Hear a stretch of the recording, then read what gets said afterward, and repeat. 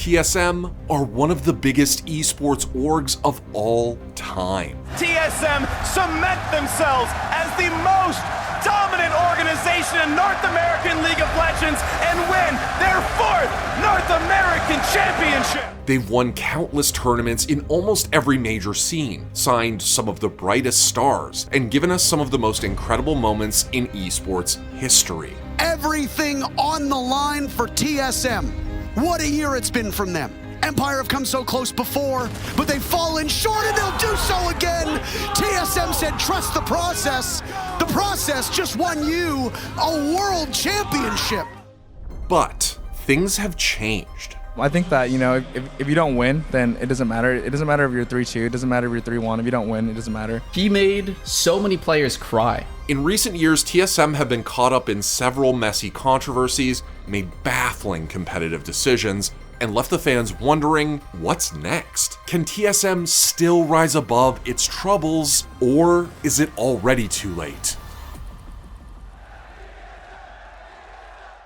Alright folks, before we get into the video, I wanted to remind you all that we have merch now. That's right, we designed awesome clothing that you can put on your body, and you can buy it all at shop.thescore.com. Alright, so what's the first thing that comes to mind when you think of TSM? Maybe it's their iconic NA League of Legends roster that was once home to huge names like Doublelift, Bjergsen, and Dyrus. Smithy forced to flash away. First blood gets given to Dyrus. Oh, he's gonna flash away. The ignite's ticking. That's a double kill for Dyrus, and he survives. Or maybe you remember their days in CSGO, where they once had most of what later became Astralis' roster. And an aggressive push. This is it. The big moment. Debris goes, what was that? Oh my god, the jumping headshot to follow up as well. Maybe you're a newer fan who fell in love with Subrosa and Wardell in Valorant. Subrosa though, if he hits the headshots, he'll be fine. There's one. Flash comes through, and Drone just swings in for the support. Or you're a hardcore Bolo stan. Vertical though, if he just comes in right now, no, the timing Vertical just had to come in sooner, the ace. Maybe you follow Leffen in Melee. Armada has no shield. Armada has it! Leffen! Absolutely tearing through everyone! Or Imperial Hal in Apex. Hal gets one, Hal turns, looks for a second, he gets two, Hal in a 1v1 for the bread.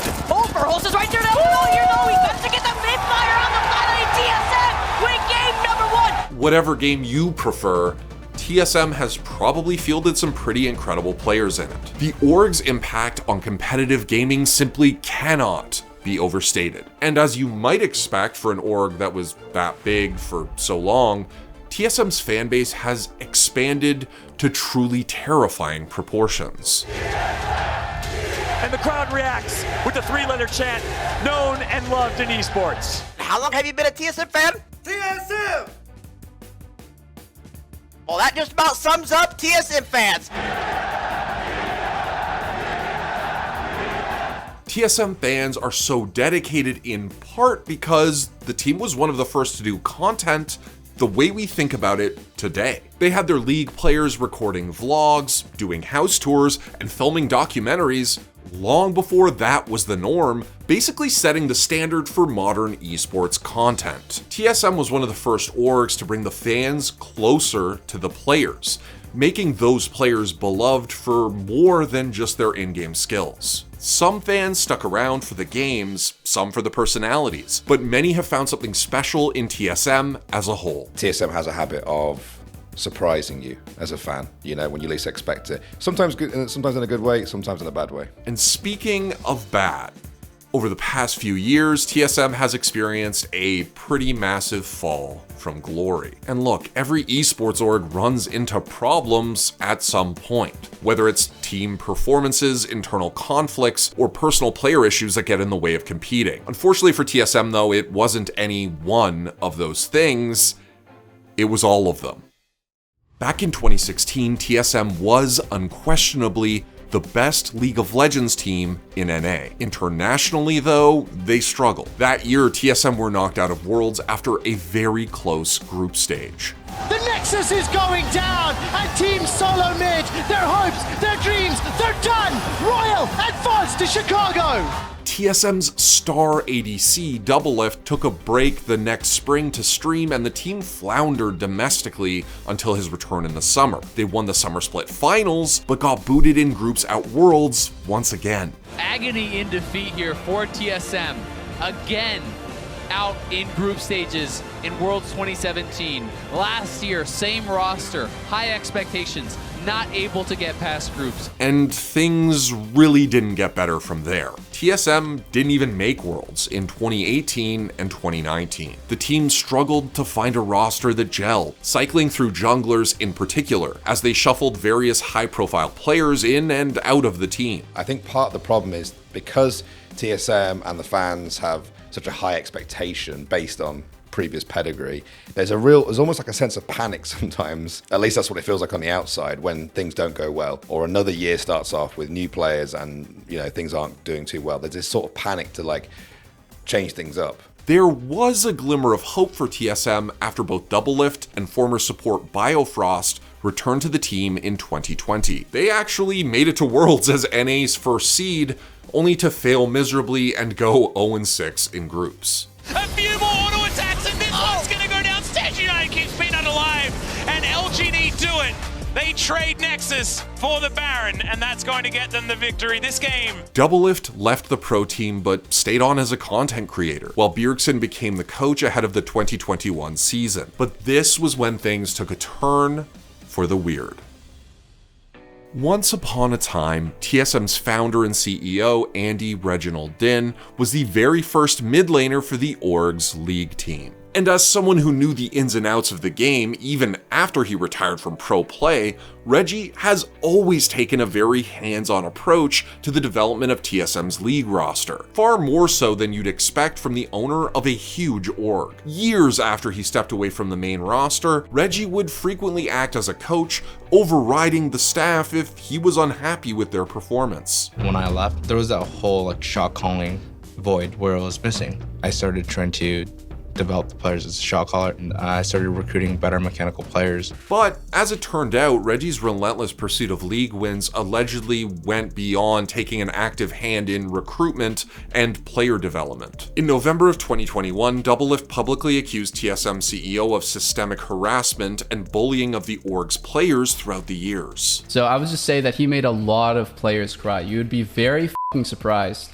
at how many of maybe your favorite familiar faces in LCS legit mental breakdown because of how badly they were getting berated, how badly they were just getting verbally assaulted. Reggie responded to the accusations by throwing some heat back onto Doublelift for being indecisive and flip-flopping on his decision to continue playing for the main roster. Tons of other people chimed in from both sides, with some defending Reggie's conduct and some confirming Doublelift's story. Old clips that seemed to support what Doublelift was saying resurfaced. Why are you being so rude? I'm playing a game, dude. Leave me why alone. the being so rude then? Leave me alone. That does not justify you being rude. Alright, I'm sorry for being rude then. Stop being a little brat. You're still f***ing going Stop on. being a little brat. I said sorry! Do that one more time. Are you arguing just to argue with me? No. It feels like you're just trying to put it all on Turtle. No, I'm not putting it all on Turtle. No, you are putting it all on Turtle. Okay, yeah, he really fucked up. No, yeah, you are. Yeah, okay, he really fucked up. He's like a bully who gets away with being a bad person because he's powerful, because people are afraid to stand up to him. And that's what I'm sick of. Following Doublelift's claims, Riot Games launched an investigation into Reggie and the sort of work culture he was fostering at TSM, at the same time that TSM ran their own internal investigation. I found the guy who's actually investigating, the investigator himself. This is the guy that is actually investigating. Rumors about Reggie's aggressive approach to his players have been circulating for years, but with the investigations underway, as more information and allegations surfaced regarding an apparently toxic workplace, it seemed like these rumors might actually be true. Of course, probably not everything he says is completely correct, but there's a lot of things pointing to this direction. And it didn't help that long before the public spectacle around Reggie's professional conduct broke out, TSM's flagship league team was already severely underperforming. and continued to do so in the months after. TSM were also criticized for the choices they made with their 2022 roster. I don't know why it happened, but I would wonder how much of a factor the fact that the entire organization is owned by somebody who interferes a lot in particularly roster moves, who can only see the game from a mid lane perspective. This guy's not a jungler, he's not a top laner, he's not an AD carry, he's not a support. Like, this guy sees what's best for a Season 2 mid laner, and I wonder how much that kind of guy having veto has impacted these decisions that are just misplays. They're just misplays. They betray a lack of a complete understanding of the game. And off the Rift, the bullying accusations continued to affect Reginald's reputation. TSM's own investigation found no unlawful conduct within Reggie's behavior, but recommended he undergo executive leadership and culture building training, as well as establish an anonymous hotline for employees who wish to submit complaints. Meanwhile, Riot fined TSM $75,000, put Reggie on a 2-year probation, and appointed a monitor who could keep an eye on TSM and its players. Reginald did his own investigation on TSM, so he investigated himself, and surprisingly, he found out that nothing was wrong with TSM by hiring a private investigator to investigate himself. Wow, self-report, the Obama medal. But then the LCS came in and said, "You're such a fucking clown," and they did it themselves, and they found that he was fucking with people. They need to bring all of the film crew into the sensitivity training and executive training and film Andy doing that shit. That's fucking content.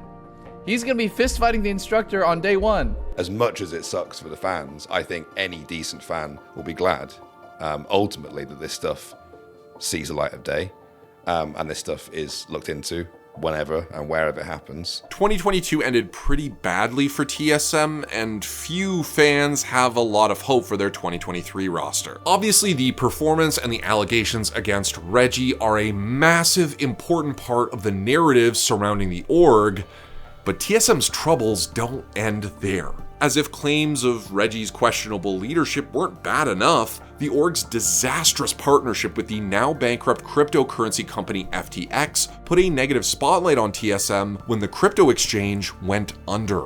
There was $6 billion in withdrawals within 72 hours, and they locked people out of cashing out. So what does that mean for TSM? Hal's gonna cash his paycheck next month, and that shit's gonna bounce. Yes, everyone knows FTX got filed for bankruptcy. What do you want me to do? Go in their office, be like, what the are you guys doing? Like, I have nothing to do with it. I don't understand. And of course, it's not like all their other teams are popping off either. TSM's Valorant team spent most of the year losing matches that could have qualified them for the VCT circuit. Their Apex team has started to fall off a little, and their Dota roster, which allegedly only existed because of the ill-fated FTX sponsorship, bombed out of the International without a single series win. But for some reason, the faithful are still holding out hope. I think everybody knows me as the type of person that really likes to see the success out of players in organizations, and I'm still waiting for the comeback for Sentinels and of TSM. And we had to ask, well, why? Why is it that fans still chant TSM at tournaments TSM aren't even attending?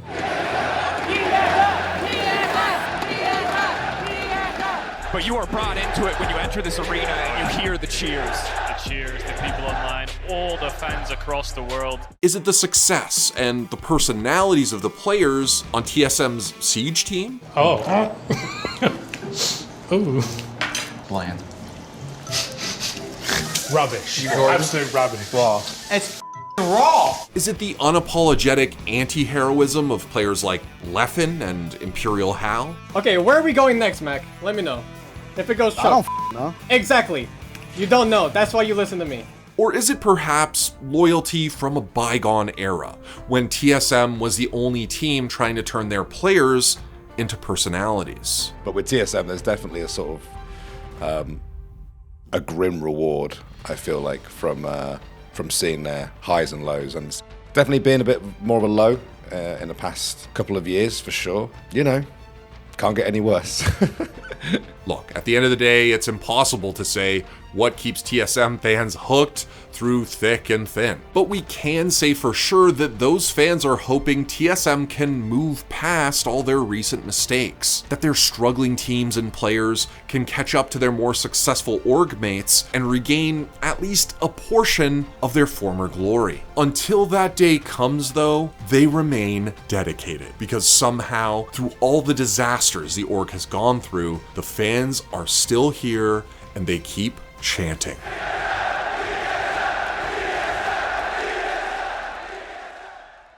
I'm more of a friend of Bjergsen than random TSM fan, yeah, for sure. I've seen his cat. He showed me his cat. He was like, my cat's in the room. And I was like, can you show it to me? And he was like, sure, bud. And he showed me his cat. So I'm definitely more of a Bjergsen friend than most TSM fans, I think.